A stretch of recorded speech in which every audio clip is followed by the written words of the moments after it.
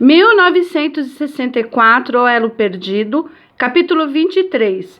Plano de formação operacional do residente cubano e a operação ativa Manuel. No início de setembro de 1964, chegou a Praga o novo oficial de ligação do Serviço de Inteligência cubano, que tinha como tarefa conduzir a operação Manuel e reconhecer o ambiente na Tchecoslováquia. O chefe da espionagem cubana pediu que a central oferecesse um treinamento operacional para qualificá-lo à função, pois, ao voltar a Cuba, deveria organizar e conduzir residenturas do Serviço de Inteligência cubano no exterior. O treinamento aconteceria de 14 de janeiro a 30 de agosto de 1965. Primeira, parte inicial. Janeiro. 1. Perfil moral político do funcionário do Serviço de Inteligência. 2. Conspiração e clandestinidade. Princípios fundamentais e seus significados no trabalho do Serviço de Inteligência. Item 3. Ambiente da rede de agentes. Elementos básicos e importância do conhecimento no âmbito da realização do trabalho da inteligência.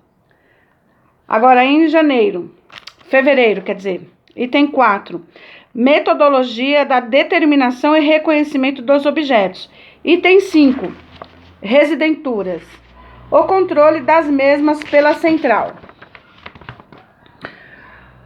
Item 2, fundamentos do trabalho operacional com a rede de agentes no exterior. Fevereiro. 1. Rede de agentes, agentura, a principal arma do Serviço de Inteligência. No mês de março, base no exterior, o trabalho com os contatos e sua importância. Seguindo aqui a pauta, item 3, escolha e reconhecimento dos figurantes. 4, recrutamento no exterior. Abril. Direcionamentos, tarefas, treinamento, educação e controle da rede de agentes. 6. Ligação com a rede de agentes. 7. Observação e defesa contra a observação. A parte teórica e exercícios práticos. 8. Materiais analíticos procedentes do exterior. 9. Espionagem visual. Agora, ao parágrafo 3º, Direção, formas principais e métodos de trabalho de serviço de inteligência. Para maio. 1. Aproveitamento das bases nacionais, contatos para vistos de estrangeiros, colaboração entre o Serviço de Inteligência e outras células de contra-inteligência do Ministério do Interior. 2. Envio de agentes ao exterior, que visa combinações operacionais com a rede de agentes, lendas, aproveitamento dos próprios cidadãos em viagens de curta e longa estadia para o exterior. O item 3. Aproveitamento do trabalho consular pelo Serviço de Inteligência em embaixadas no exterior. Para junho, item 4. Luta contra o inimigo principal de outro país. 5. Operações ativas e desinformações. Política da influência como método principal de trabalho. Agora, o tópico 4. Recursos técnicos no Serviço de Inteligência. Para julho. 1. Escutas no trabalho de espionagem e contra-inteligência. Aproveitamento. 2. Controle de correspondência. 3. Fotografias e filmagens. O tópico 5, Problemas contra as espionagens estrangeiras. Agosto, Primeiro, órgãos de inteligência e contra-inteligência da Repúblicas Federativa da Alemanha, Alemanha Oriental, França, Grã-Bretanha e Estados Unidos. 2. Proteção das embaixadas e dos próprios cidadãos contra as inteligências e contra-inteligências inimigas no exterior. O tópico 6, que visava a organização das escolas de serviços de inteligência e do processo de ensino. Agora, a operação Ação Manuel. Como escrevemos no capítulo XVI, a cooperação tchecoslovaca-cubana entre serviços secretos começou em 1960 e foi marcada por diferenças ideológicas e práticas. Enquanto a política da Tchecoslováquia seguiu o modelo da União Soviética,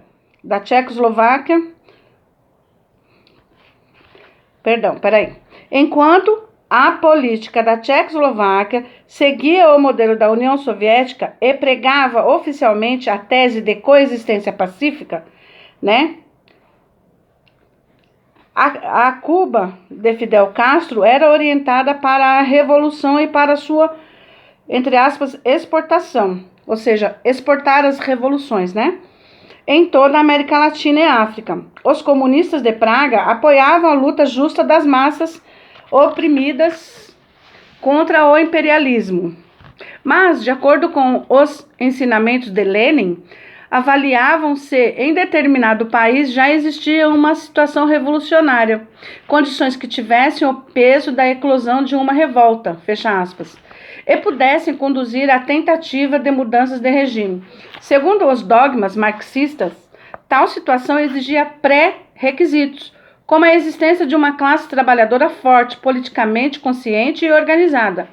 Quase nenhum país da América Latina ou da África cumpria esta condição. Este era o grande desafio teórico dos dogmatistas comunistas atrás da cortina de ferro. Para Moscou, o apoio ativo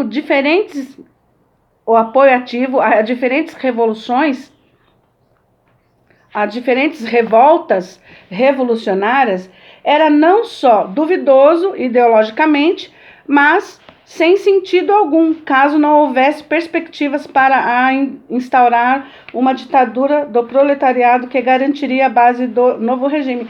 Vocês entendem por que não deu certo aqui? Porque, primeiro, o que esse parágrafo está dizendo é que, para dar certo esta avessa revolução mesmo, precisa de um engajamento muito grande das massas, do povo trabalhador mesmo, que, na verdade, a população não queria, né? Voltando. A Cuba de Fidel Castro, recém-convertida ao marxismo-leninismo, não se preocupava com as nuances como essas e aspirava ao papel de guerrilha revolucionária, apoiando qualquer movimento nacional libertador em toda a região ao sul do Rio Grande, independente das bases teóricas. A relação de Havana com Moscou e sua política também foi significativamente influenciada pela crise cubana do outono de 1962, quando Moscou, sob a pressão de Washington e sem acordar com os cubanos, retirou os seus mísseis da ilha. Lembra a crise dos mísseis, né? Castro sentiu-se traído e lançou a sua própria visão do marxismo-leninismo, certo de que seus camaradas do leste o apoiariam como o único líder comunista no hemisfério ocidental. E ele não estava errado.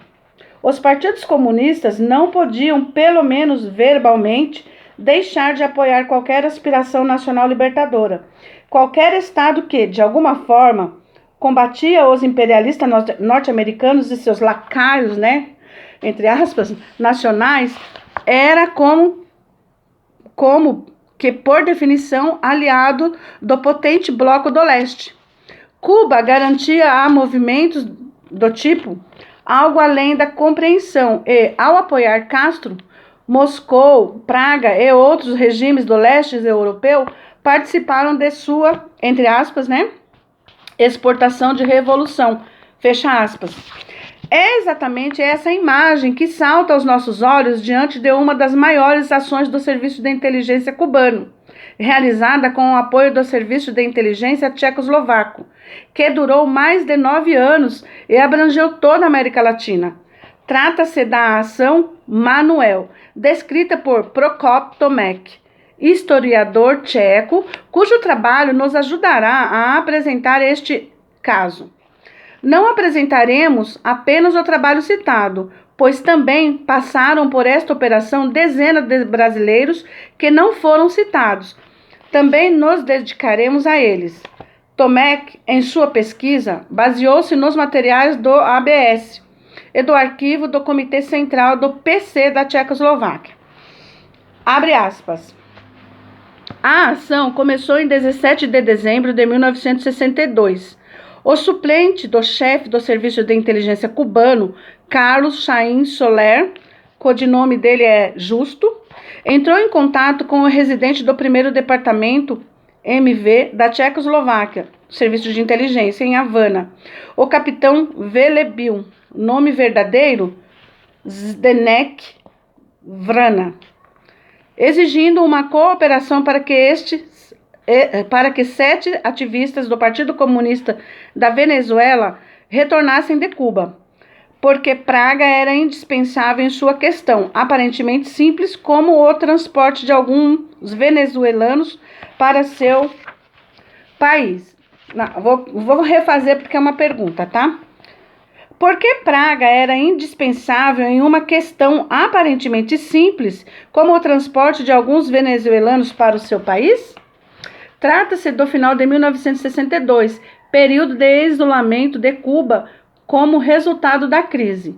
As linhas aéreas tchecoslovacas, CSA, eram uma das poucas que mantinham a ligação intercontinental com a capital da, entre aspas, Ilha da Liberdade.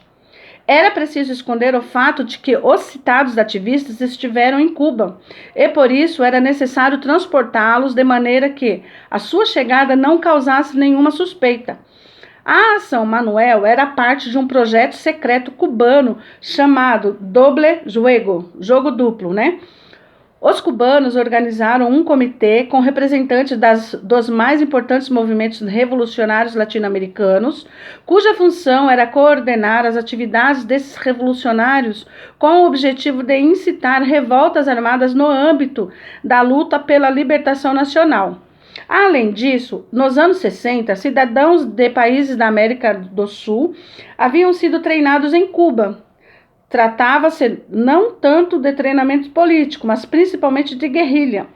Esse fato não é nenhum segredo.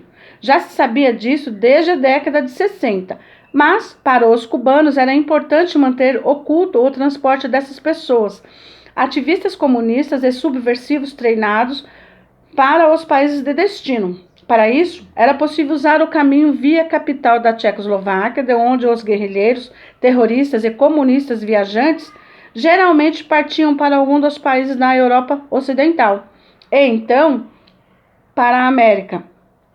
A STB tchecoslovaca fornecia-lhes novos documentos, falsos, ou corrigia aqueles que os viajantes levavam consigo para eliminar qualquer pista. O citado grupo de venezuelanos aterrissou em Praga em 19 de dezembro de 1962, mas a STB recebeu a informação da chegada com um dia de atraso. Assim, o grupo se alojou por conta própria no Hotel Internacional e entrou em contato com a embaixada cubana em Praga, que é aqui fazendo um parente, onde se encontrava o presidente do Serviço de Inteligência cubano. Os tchecos, então, uniram-se à ação um pouco depois e ajudaram na organização da continuação da viagem. 21 de dezembro de 1962 para Londres, 23 de dezembro para Zurique e depois para a América do Sul. Fecha aspas. Em janeiro do ano seguinte, começaram a aterrissar mais grupos de diferentes nacionalidades. Tomek relata que, até 26 de abril de 1963, já eram 78 pessoas. O autor chama a atenção para o intrigante fato de não existir nenhum pedido oficial do Ministério do Interior cubano direcionado ao correspondente tchecoslovaco sobre as colaborações nesta questão. Praga não sabia do objetivo da ação e das condições de colaboração, pois as informações eram adquiridas somente durante encontros conspirados com diferentes e poucos funcionários do Serviço de Inteligência cubano. A permissão do lado tcheco para que a ação pudesse ser realizada teve de ser concedida pelo chefe do Serviço de Inteligência, o ministro do Interior, e pela diretoria do Partido Comunista. Os tchecos também informaram o caso ao conselheiro soviético da KGB, que residia permanentemente na rede do Serviço de Inteligência em Praga, e ao representante da KGB em Havana, que garantiu a aprovação de Moscou. A má organização da ação com o primeiro grupo colocou a ação em risco de desconspiração, e a central em Praga teve de instruir o seu residente em Havana sobre a maneira de organizar as, entre aspas, excursões de latinos, de acordo com os princípios do sigilo. Cada grupo deveria possuir o seu diretor, que, após a aterrissagem, deveria telefonar para determinado número e fornecer o nome do seu passaporte cubano falso, pedindo para falar com González. Entregaria as saudações de Manuel, ao que o outro deveria reagir perguntando sobre Augusto. A seguir, marcavam um encontro. Durante o controle de passaporte, não deveriam participar a embaixada cubana em Praga ou a outras instituições.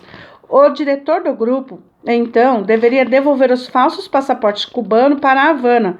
Todos os grupos que decolassem de Havana deveriam ser anunciados à central pelo residente local, ou seja, a STB só se ocuparia dos grupos anunciados com antecedência. Em Praga, funcionários do primeiro departamento, conhecedores do espanhol, foram encarregados de tomar conta dos manuéis. Assim eram chamados nos documentos da STB.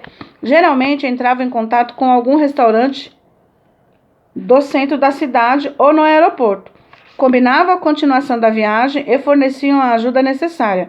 Garantiriam ao grupo alojamento até o momento do voo, alimentação e assistência médica, em caso de necessidade. Muitas vezes também era necessário equipar os viajantes com roupas adequadas ao clima europeu, para que não chamassem a atenção. Aqui tem um documento, né? Corvos brancos em tcheco, né? Serviço do Mensageiro, 22/12/63. A ação Manuel. Abre aspas. Prezado camarada, envio algumas observações sobre o trabalho no âmbito da Operação Manuel e peço para que sejam entregues aos amigos cubanos. Favor chamar-lhes a atenção de que aqui é inverno e que os viajantes estão aterrissando vestidos de maneira inadequada. Descem do avião como se fossem, abre aspas, corvos brancos, fecha aspas. A temperatura por aqui é de 20 graus. Podemos vesti-los por aqui, fecha aspas. Tomek destaca que os manuéis que passavam por Praga eram uma fonte interessante de informações para a central. E esse foi mais um dos motivos porque o Serviço de Inteligência Tchecoslovaco decidiu ajudar os cubanos, mesmo sem saber exatamente a quem e por que estavam ajudando. Desde o começo da ação, os cubanos cometeram erros que poderiam ter levado à desconspiração do projeto. Segundo a leitura dos documentos da STB, Havana não preparou os participantes da ação para a viagem como deveria. Em Praga, muitos deles pediam conselhos sobre como legalizar a estadia no exterior, o que falar ao voltar a seus países, etc. Quanto à questão de vestimenta, o fato de não possuírem roupas de inverno poderia não só chamar a atenção, mas também fazer com que ficassem doentes. Durante o controle de passaportes no aeroporto, alguns deles se comportavam de maneira inadequada, tirando 2 passaportes dos bolsos, o verdadeiro e o falso.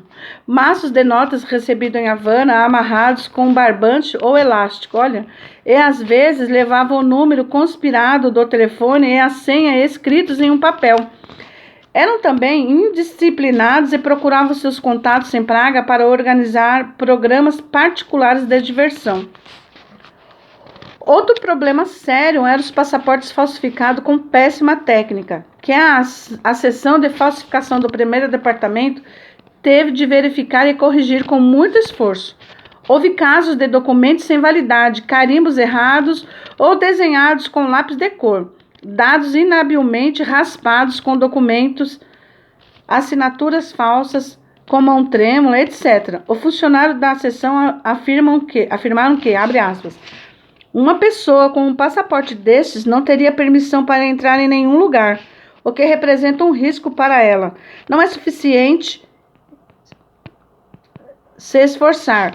Trata-se de uma pessoa e por isso é preciso dedicar mais atenção e trabalho. Fecha aspas. Sem dúvida, esses erros colaboraram para que a ação manual perdesse a clandestinidade.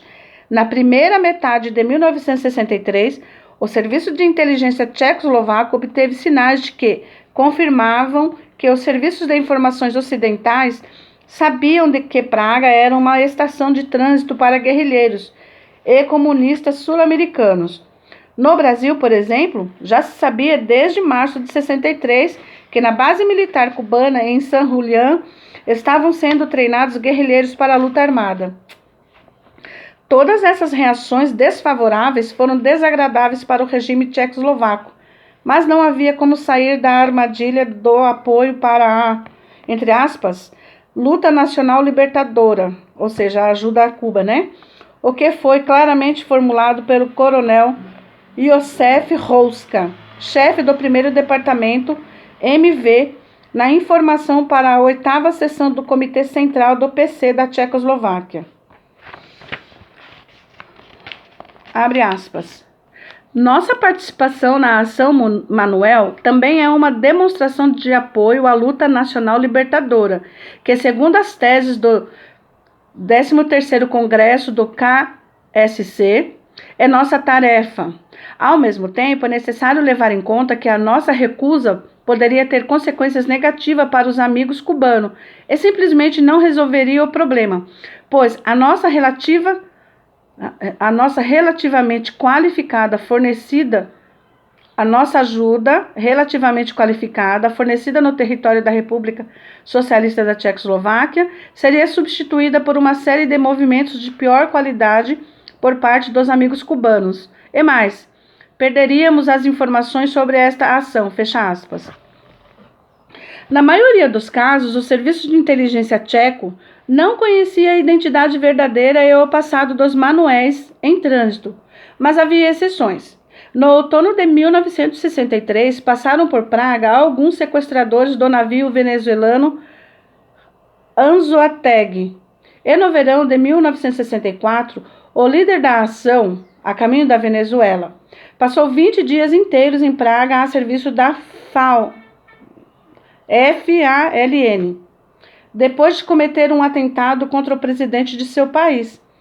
Aterrissou com passaporte cubano em nome de Calixto Silva Dias e decolou com passaporte colombiano em nome de Salvador Rodrigues. Não sabemos seu nome verdadeiro, mas fontes atuais dedicadas ao conhecimento apontam 3 líderes da ação: Paul Del Rio, José Rômulo Nino ou Wismar Medina Roxas.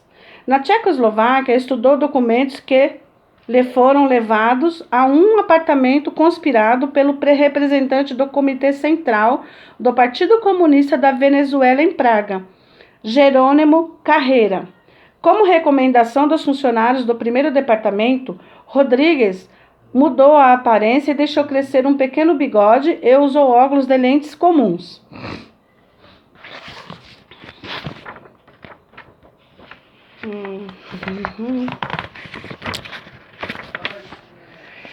Em seu texto, Tomek destaca que não é possível identificar a maioria dos participantes da ação Manuel e não há como determinar quantos eram terroristas profissionais. Entre os viajantes estavam as mais diferentes figuras, desde montanheses e agricultores analfabetos, jovens estudantes e intelectuais esquerdistas, até experientes líderes de guerrilha, agitadores profissionais e ativistas partidários. A pedido da central em Praga, a partir do final de 1964, os participantes da ação foram divididos em 3 categorias: ativistas principais de partidos comunistas e pessoas de total confiança, participantes comuns, mas verificados, de confiança, comuns, mas não totalmente confiáveis e não verificados completamente. No início de 1967, o Serviço de Inteligência Tchecoslovaco registrou um aumento nos esforços do Serviço de Inteligência cubano para influenciar movimentos revolucionários em outras partes do mundo.